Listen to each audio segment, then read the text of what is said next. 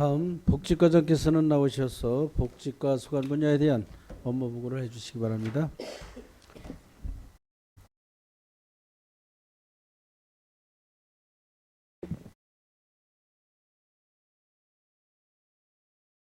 복지과장 방상규입니다.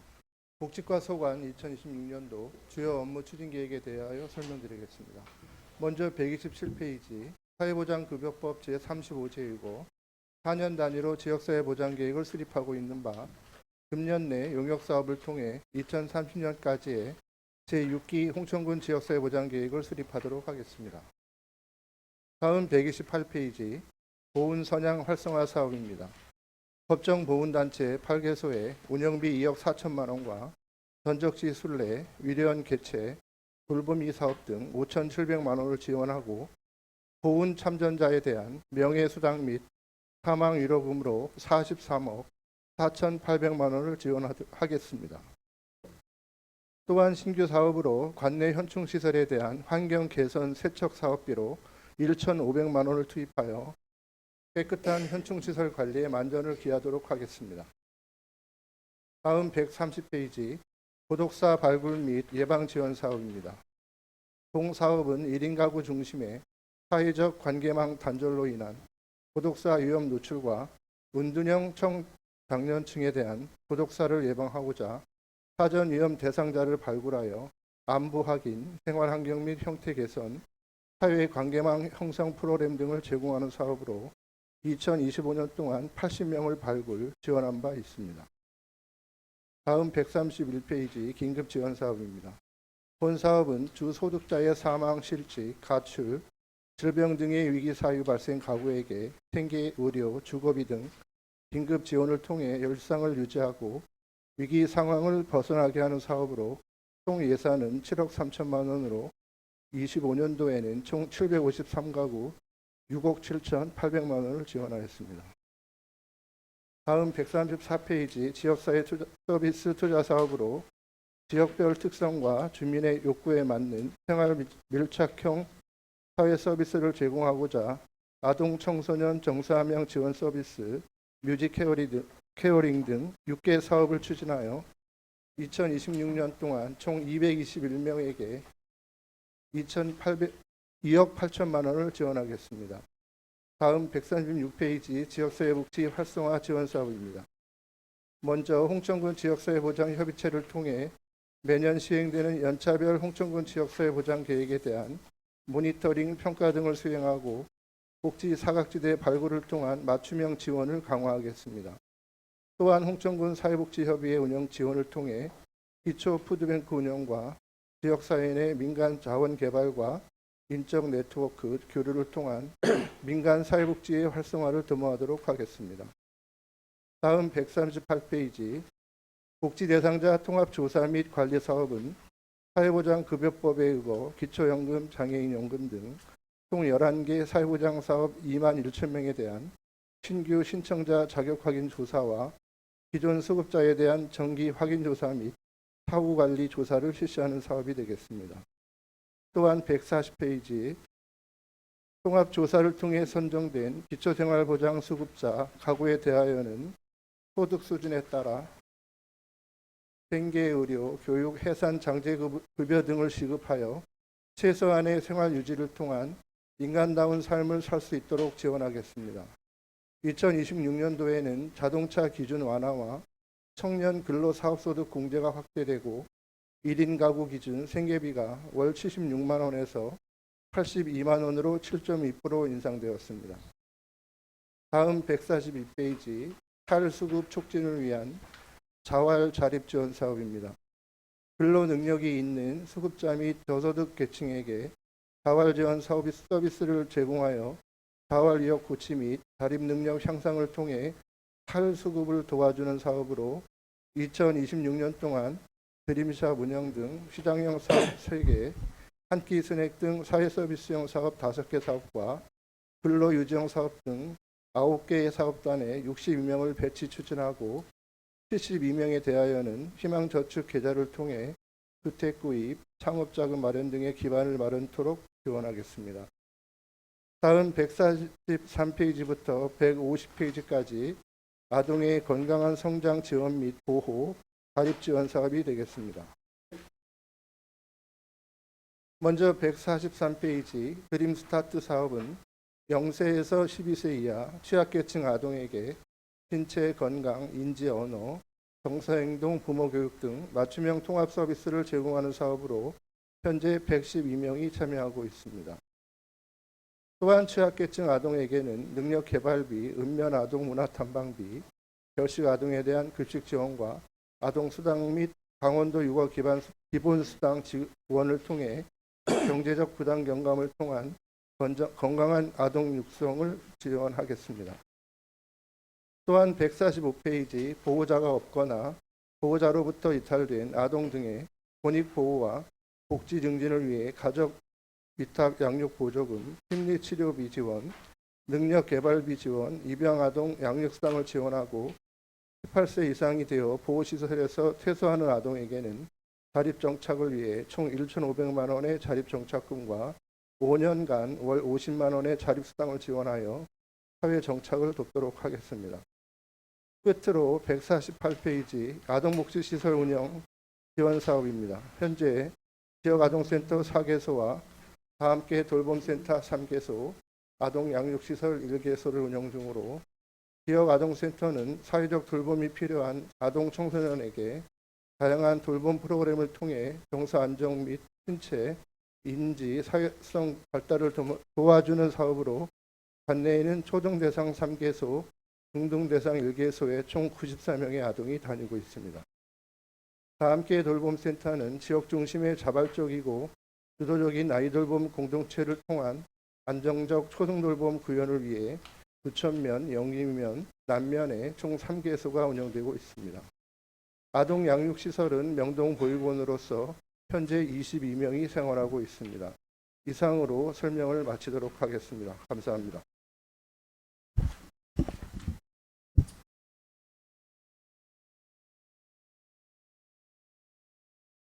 복지과장님 수고하셨습니다.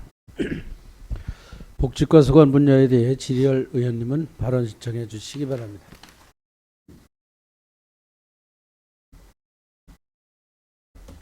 네, 이광재 의원님 질의해 주시기 바랍니다. 예, 이광재 의원입니다.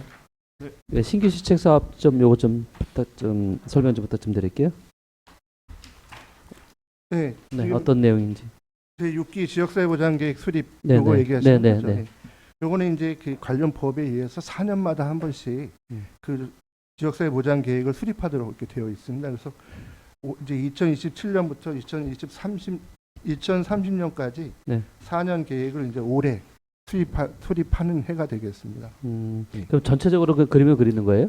그렇죠. 지역사회 보장 계획이라고 하는 것은 이제 그 지역의 특성과 이제 어떤 인구학적 이제 이런 특성, 또 지역의 뭐 복지 여건이라든가 이런 사회적 현상 이런 걸 다 종합해서 이제 그 지역의 뭐 각 분야의 네.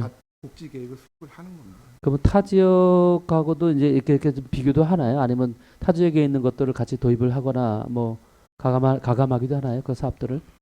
저희가 이제 그 공청회라든가 네. 필요하면 공청회도 하고 지역 그 자체 내에서만 하는지 아니면 지역에서 같이 다 아니, 하는지? 타 지역은 하지는 않습니다. 아, 자치 네. 내에서만? 우리 홍천군 내 아. 특성을 분석해서 홍천군에 맞는 계획을 세우는 거죠. 그러면 여기서 또 미처 또 못하는 부분이 딴 데서 신규 사업들을 타 지역이나 뭐 원주나 춘천 쪽에서 하는 사업도 있을 거 아니에요?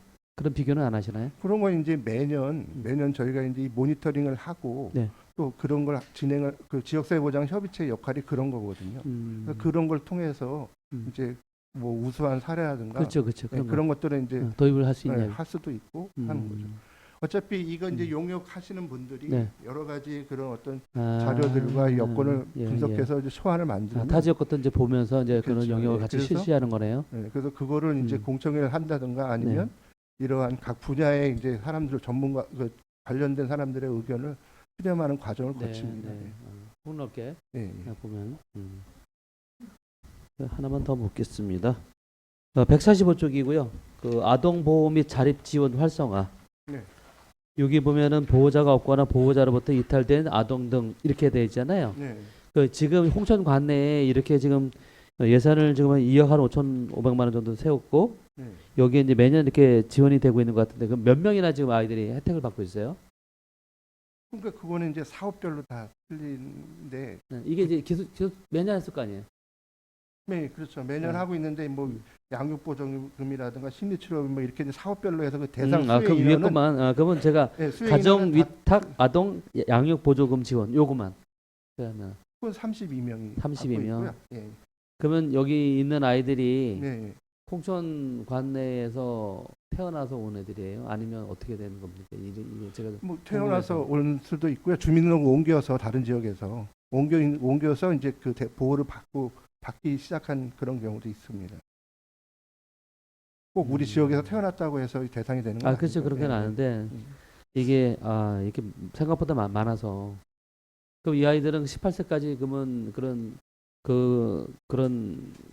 가정 위탁 보호를 받고 나오게 되나요? 그렇죠. 가정위탁을 받고 있으니까 그 보호 아동 그 가정에다가 네, 7세 미만은 이제 34만 원 월, 그렇지. 예. 7에서 18세 미만은 이제 46만 원, 45만 원, 음. 13세 이상이 되면 56만 원을 매월 양육비로 지원을 하고 그 아동을 양육하도록 하는 겁니다. 그렇게 되면은 만약에 18세가 되면 이 아이 나와야 되잖아요. 그 그렇죠. 가정에서 네.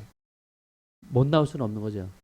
이제 그 자립이- 법정 연령이 종료가 되면은 보호에서 지원을 이제 끊는 해제가 거죠. 되는 거죠. 예. 그럼 일상 사회로 나가야 돼요. 그럼 그 아이한테 홍천군에서는 자립할 수 있는 그 후에 지원은 어떻게 되나요? 그 자립 정착금을 지금 도비 지원 사업이거든요. 국비는 없고 도비 군부로 해서 1,000만 원을 주도록 되어 있는데 1,000만 원? 우리 홍천군은 거기에 500을 더 얹어서 1,500만 원? 1,500만 원. 강원도에서는 제일 많이 주고 있습니다. 강원도에서 안 줘요? 강원도에서는 다 1,000만 원 주는데 우리 1,000만 홍천군만 500 얹어서 1,500을 준다는 얘기죠. 500을 준다? 그럼 1,500. 1,500. 그러니까 네. 1,000만 원, 500만 원, 그래서 1,500만 최초 원. 퇴소할 때 750을 먼저 주고 750. 남은 6개월 정도 이제 그 자립 맞아요. 네, 그걸 그건 보고 알고 나서 있어요. 네, 2차로 네, 또 네. 줍니다. 예. 그럼 거기에 대해서 참 이게 참 많이 부족한데 이 아이들이 만약에 이 아이들이 그러면 독립을 하게 되면 네.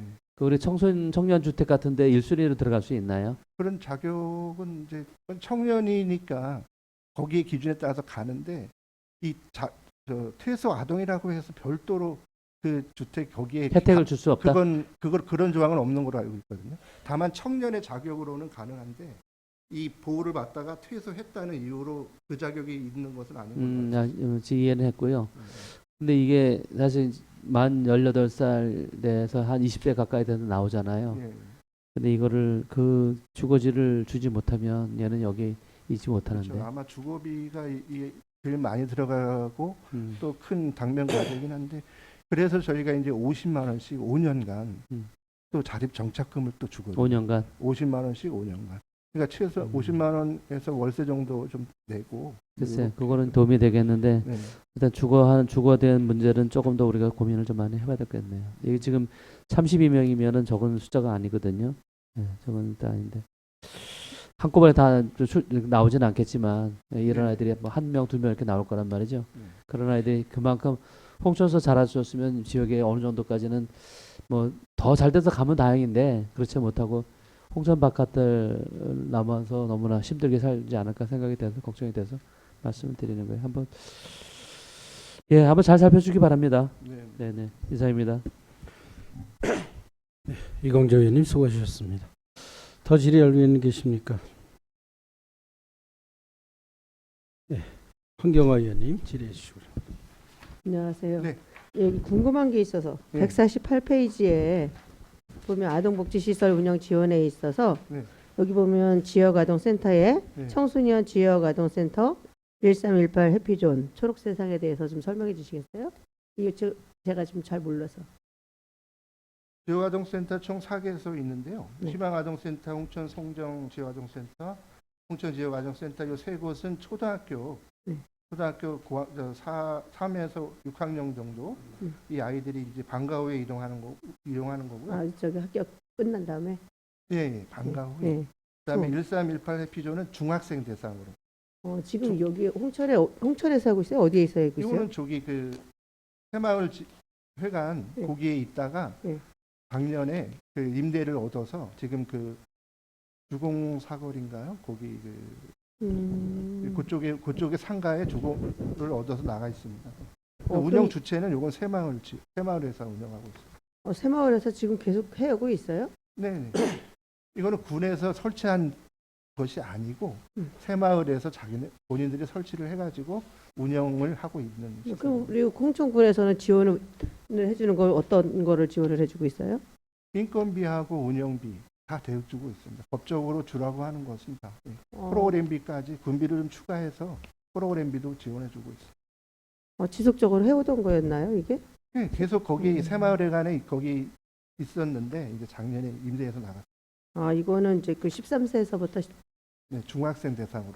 중학생 대상으로 유일하게 이제. 여기에 있으면 여기 23명에서 26명 된다는 거예요? 네. 그러니까 정원에서 네. 현원이 이제 현원은 23명이고 정원은 26명으로 돼 있는 거 아니에요? 이거 뭐라고? 현원이 23, 정원이 예. 26 예. 맞습니다. 그래도 거기 가서 하는 사람이 있는가 보네. 네, 잘 알겠습니다. 잘 몰라가지고 여쭤봤습니다. 이상입니다. 황경호 의원님 수고하셨습니다. 더 질의할 의원님 계십니까? 네, 영진선 의원님.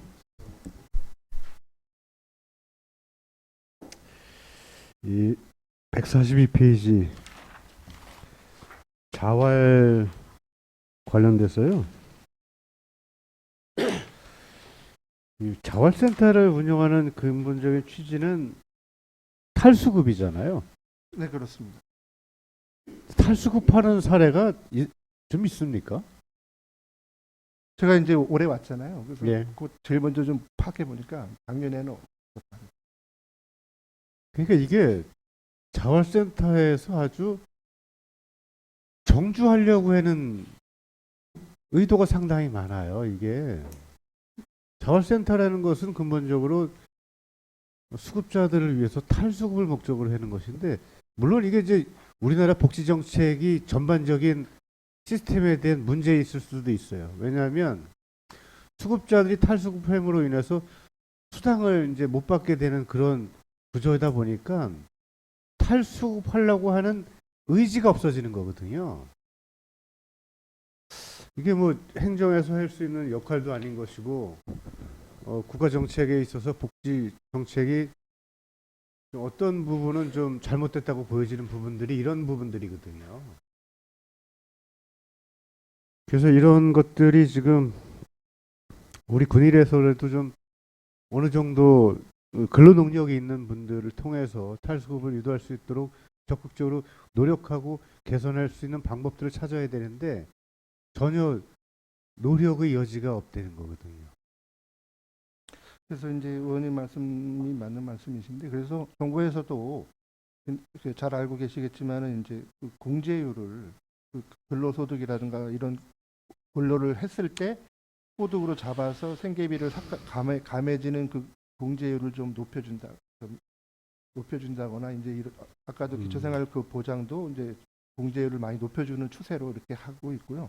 또 이제 이분들이 그 예전에는 뭐 취업을 해서 근로소득이 생겨가지고 그 액수가 수급자 기준에 초과가 되면은 뭐 한 번에 확 탈락했거든요. 뭐 생계급여, 주거급여, 뭐 의료급여 다 탈락을 했는데 지금은 이제 단계 맞춤형 급여로 전환이 돼서 뭐 소득이 좀 생겨서 그 생계급여 대상은 이제 안 되겠지만 또 의료급여는 되고 이런 식으로 해서 좀 그 폭을 줄여줌으로써 이 충격을 완화해서 좀 이분들이 자활을 할 수 있도록 이렇게 개선을 하고 있는데, 의원님 말씀대로 좀 이렇게 일을 하시다 보면은 여기에 또 안주하려는 것들이 있긴 있고. 예.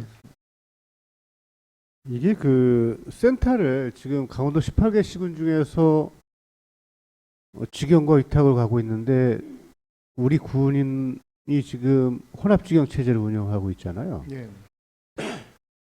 이거 다른 지자체 같은 경우는 대부분 이제 민간 위탁을 많이 주잖아요. 사회복지법인이나 뭐 단체에다가.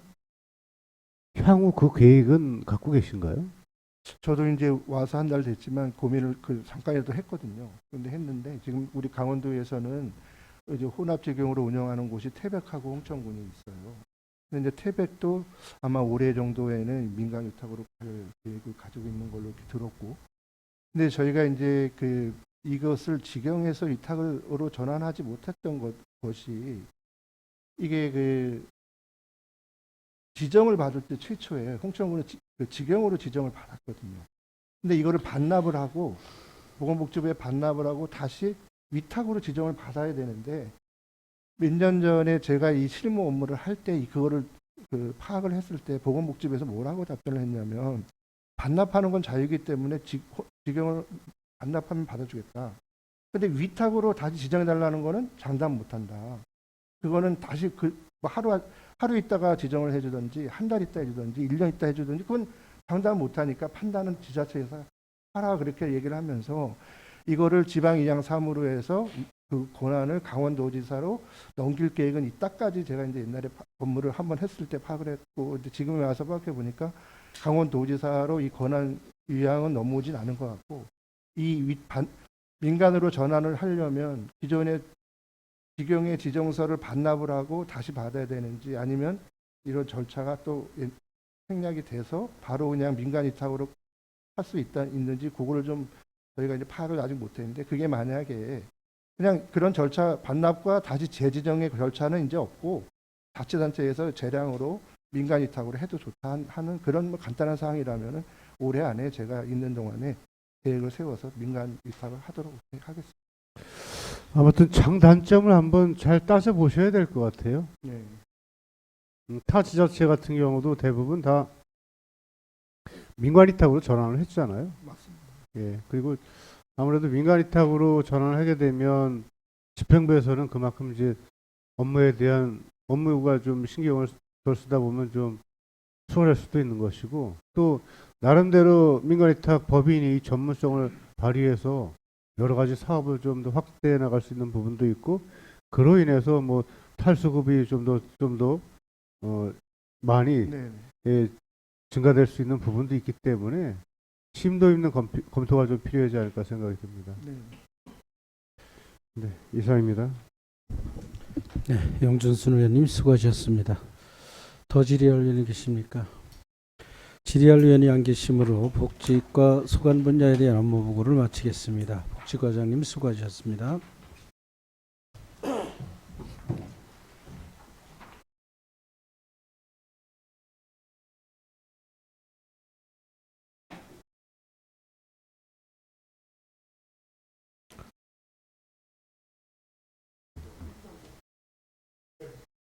저? 그럼 아껴 주셨어야지. 뭐 국민이 원한다면 쉬어야지 뭐.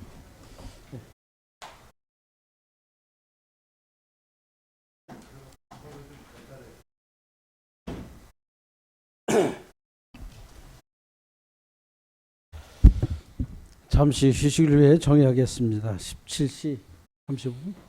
17시 35분에 회의를 속개하겠습니다. 정회를 선포합니다.